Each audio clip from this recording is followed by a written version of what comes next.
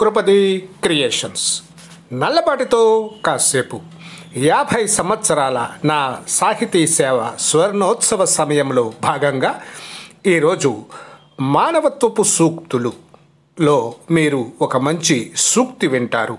వినండి. నూతిలో ఉన్న కప్ప మరో 10 కప్పల్ని పోగెయ్యనంత వరకు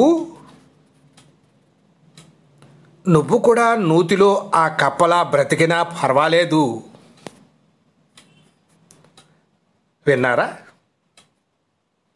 మనం నూతిలో కప్పలాగా కూడా ఎందుకు పనికి రాకుండా బ్రతకచ్చట. దానివల్ల పెద్దగా నష్టం లేదట.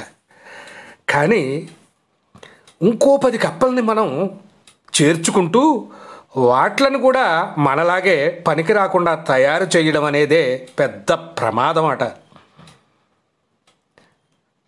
ఇప్పుడు అర్థమైంది అనుకుంటాను. మరొకసారి ఈ మహా గొప్ప సూక్తిని వినండి.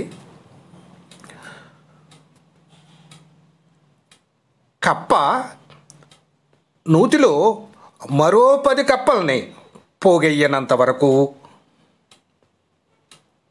అలా నువ్వు నూతిలో కప్పలా బ్రతికినా పర్వాలేదు. అంటే నువ్వు కూడా కప్పలా బ్రతుకు, నష్టం లేదు. కానీ ఎవ్వరిని చెరపకు, పాడు చెయ్యకు, అసమర్థుల్ని చెయ్యకు అంటుంది ఈ సూక్తి. మానవత్వపు సూక్తులలో భాగంగా ఈరోజు ఒక మంచి సూక్తి విన్నారు కదా.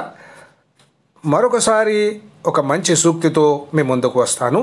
అంతవరకు సెలవు. మరి మీ రచయిత. Thank you.